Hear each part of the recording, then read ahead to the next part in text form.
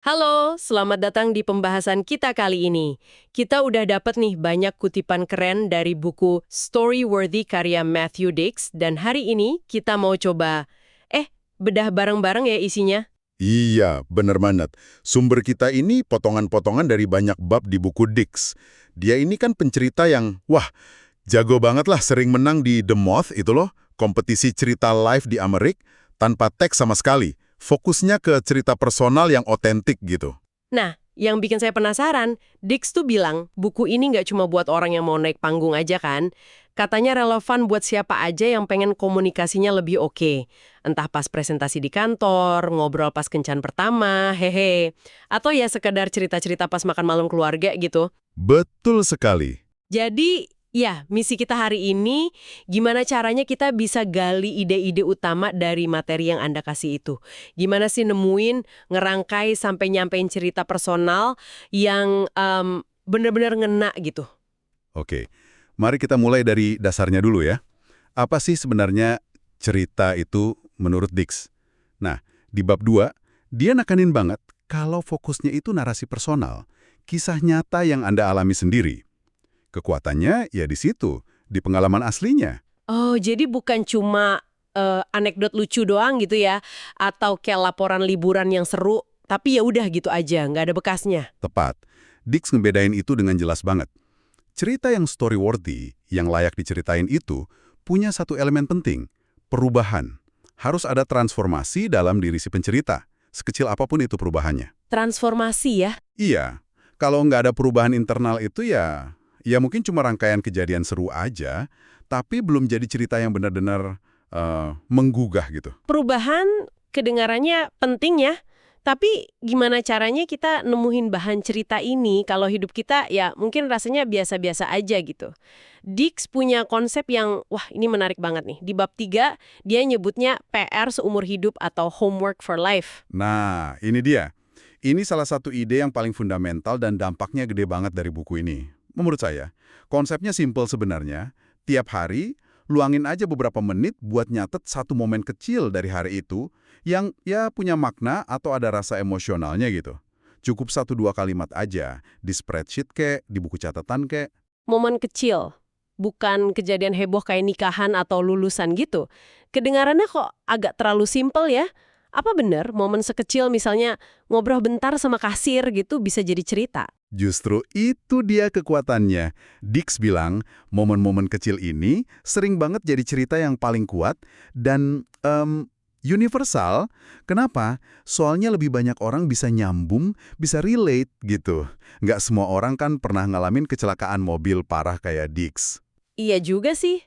Tapi hampir semua orang pernah ngerasa canggung atau seneng karena hal sepele atau ngerasa terhubung sesaat sama orang asing. Contohnya Dix tuh, dia nyatet pas istrinya nggak sengaja keceplosan soal rahasia masa kecil Dix tentang kelaparan. Itu kan momen intim ya, bukan kejadian heboh gitu. Oke, masuk akal sih. Jadi dengan nyatet momen-momen kecil ini tiap hari, kita kayak ngebangun bank cerita gitu ya? Lebih dari itu malah, Dix nemuin kalau PR seumur hidup ini punya manfaat lain yang nggak disangka-sangka. Pertama, jelas, Anda jadi punya banyak bahan cerita. Kedua, Anda jadi mulai lihat pola di hidup Anda, tema-tema yang muncul lagi, muncul lagi. Pola ya. Ketiga, ini kayak memperlambat waktu. Maksudnya dengan lebih merhatiin momen-momen kecil, hidup tuh rasanya jadi lebih penuh, lebih bermakna.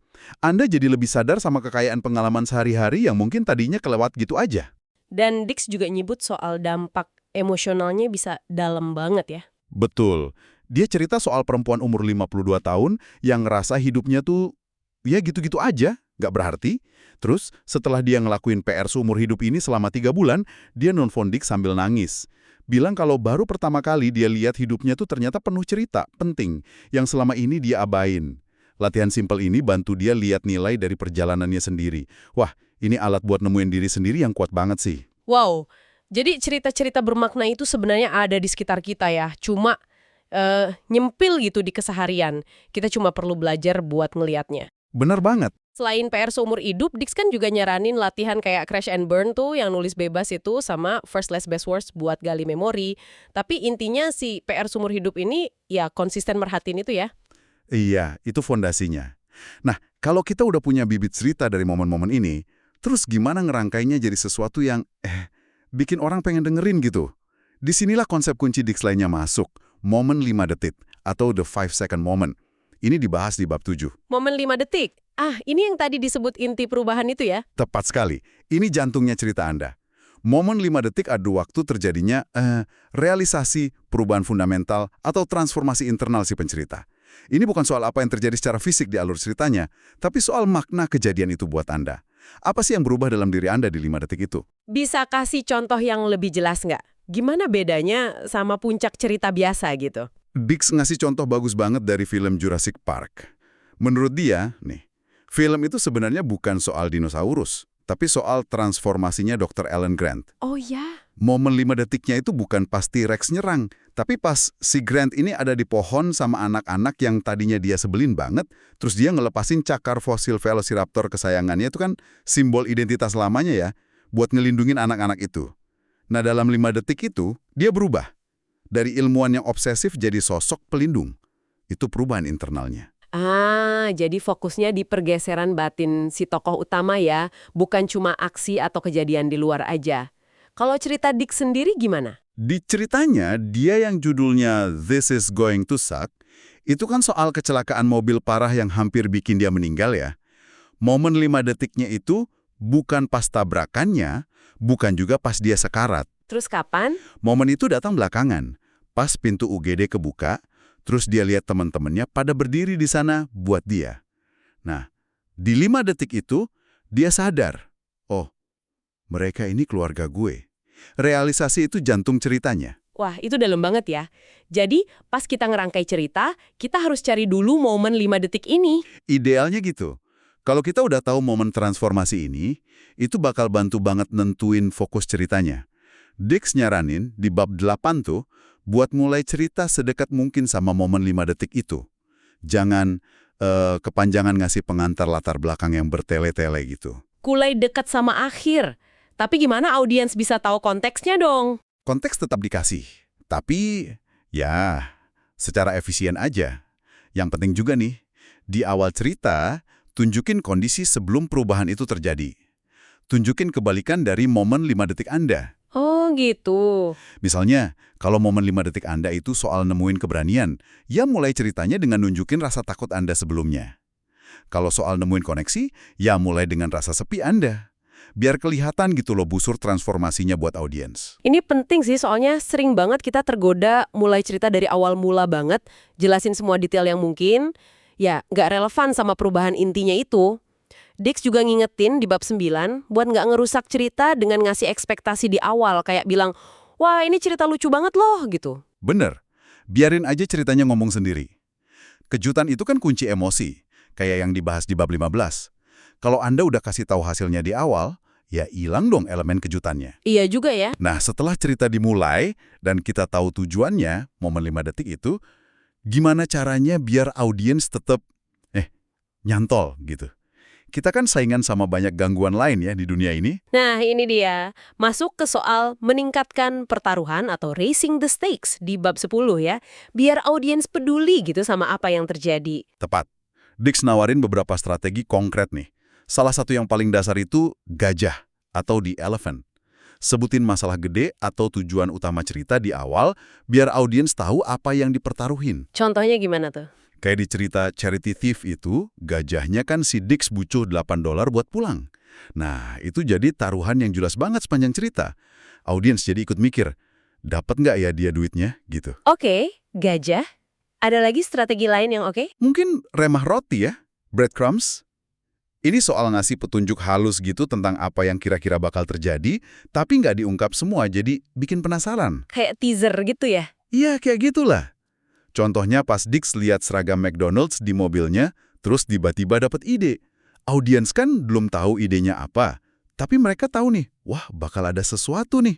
Ini bikin mereka pengen dengerin terus.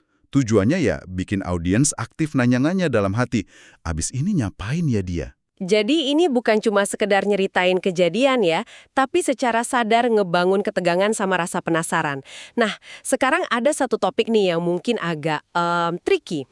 Kebohongan yang diperbolehkan dalam bercerita. Itu di bab 12. Gimana Dix jelasin ini? Apa berarti kita boleh ngarang bebas gitu aja? Ini poin penting banget dan perlu dipahami bener-bener sih. Dix tuh nggak nyaranin bohong buat nipu atau biar diri kita kelihatan lebih hebat. Bukan itu. Ide utamanya adalah, ingatan kita kan nggak sempurna ya. Dan kadang kita perlu membentuk kebenaran demi kejelasan dan dampak emosional buat audiens. Tujuannya itu buat melayani cerita dan pendengar, bukan buat keuntungan pribadi. Membentuk kebenaran demi dampak emosional. Kedengarannya agak abu-abu ya. Batasannya gimana dong? Dix ngasih beberapa kategori sih, kayak omission, ngilangin detail atau tokoh yang nggak relevan sama inti cerita, compression, madetin waktu, atau conflation, ngegabungin beberapa momen mirip jadi satu. Kuncinya itu di kejujuran emosional. Kejujuran emosional? Iya, apakah inti emosi dari pengalaman itu tetap kejaga? Apakah perubahan yang Anda lakuin itu bikin cerita lebih jelas dan ngena buat audiens, tanpa ngubah kebenaran fundamental dari pengalaman Anda? Contohnya nih, Dix kan ngilangin tokoh temennya, si Randy, dari cerita Charity Thief versi panggung. Itu bukan buat nyembunyiin sesuatu, tapi karena kalau ada Randy, fokus cerita ke perjuangan internal Dix waktu itu jadi buyar.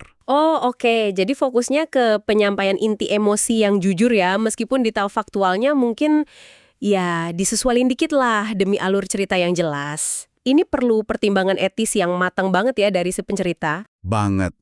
Dan ini ngebawa kita ke aspek penting lainnya. Penyampaian ceritanya itu sendiri. Nggak cukup cuma punya cerita bagus, cara nyampainya juga krusial banget.